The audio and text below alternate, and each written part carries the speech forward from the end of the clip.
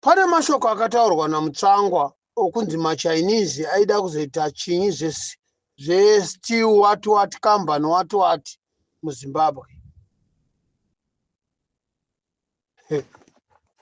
Mashoko iwawo anogara akandibata because Mutsvangwa, it's not a first time. It's official of ZANU-PF. Vanozviti maZANU-PF. Vanozviti maZANU-PF. Kana ivo zvavakanga vachiona kuti nyika iyi pane mainvestor anoda kuvhura steel plant yekugadzira simbi, vakaregera kuonesana nomukuru wavo kuti apa nana Zviwayo varimo. Kene Zviwayo uri kupi? Hatombozikanwi kuti ari kupi. Ende akati pfi ari kwaari akanyarara. That is another, it was a big criminal in Zimbabwe. Zviwayo na Chris Mutsvangwa.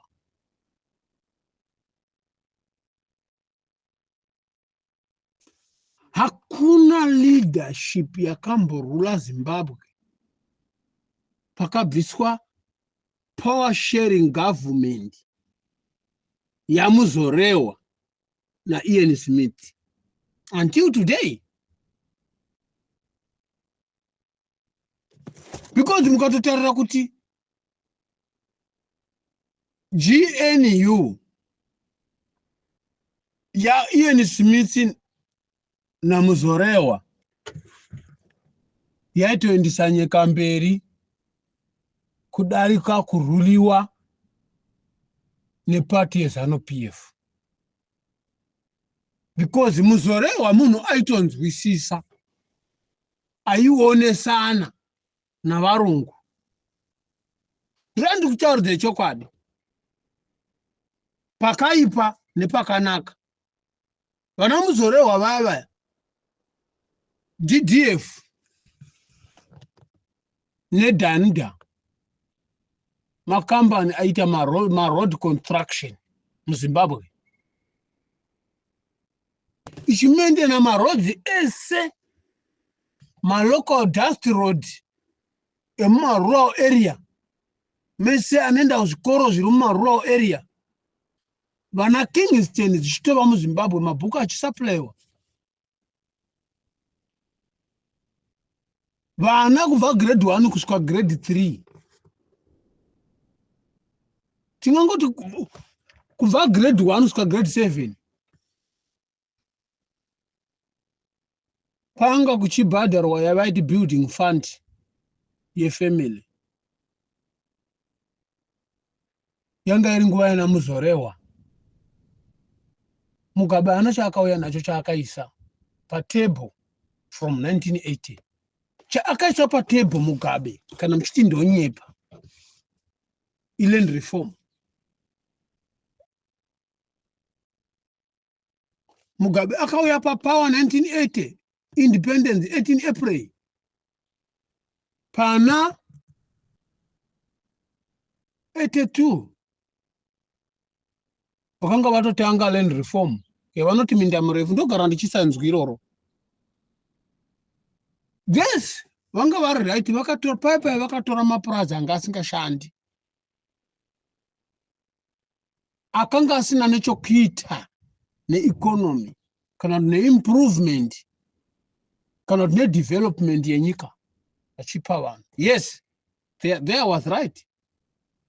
1997 vakatanga shiti dzavo after vapa vanhu ma 50,000.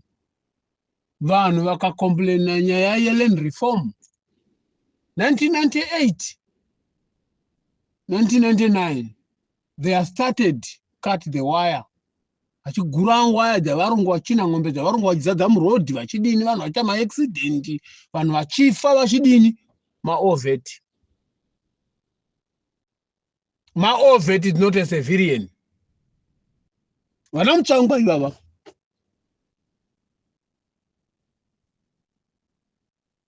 vana Tino Chinotimba, vana Joseph Chiva, vana Chinotimba, vana Chinotimba, vana Tino Chinotimba, mukoma wa Joseph Chinotimba. Mukoma wa Joseph Chinotimba, Tino Chinotimba, not Joseph Chinotimba. Mukoma wake Chinotimba, Joseph. Tinos. Nana Warare. Ndo vaizvitima workers committee. Vachindovhura mapurazi avanhu, vachirova vanhu, vachita chinyi, muchita chibenzi. Nhasi madzoka futi.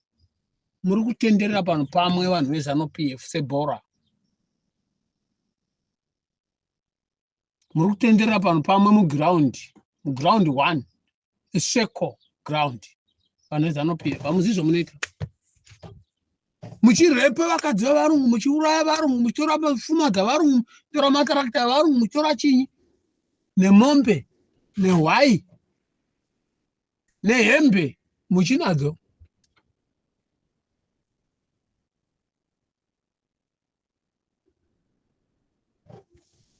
Chakabvisirwa mari yeZimbabwe. Zimbabwean dollar. Vanochiziva.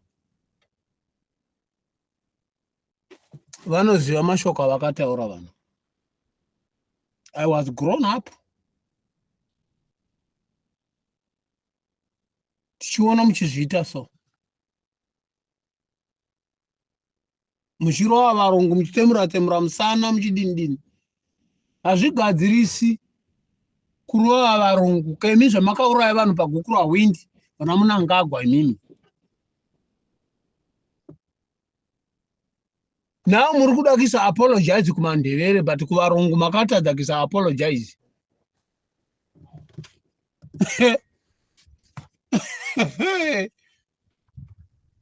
Imimi vanhu veZANU-PF imimi muchakafa musati mamuka.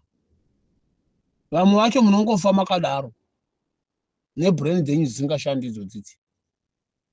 Ende ndine urombo nevana vadiki vari kuspoiliwa brain dzavo vachiteverera mapenzi achifungidzira kuti mapenzi zvinhu zvaari kutaura zvino musoro zvisina musoro. For example, vana Tafadzwa Mugwadi, vana Fara Marapira, ma1986, ma1986, 89. Kuspoiliwa neZANU-PF, kuteverera chibenzi, kuteverera marombe.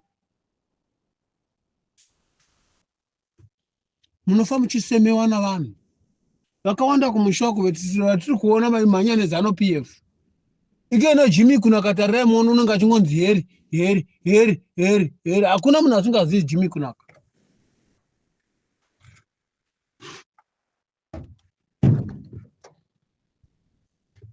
Nenyaya yemabasa yakuita Wipi,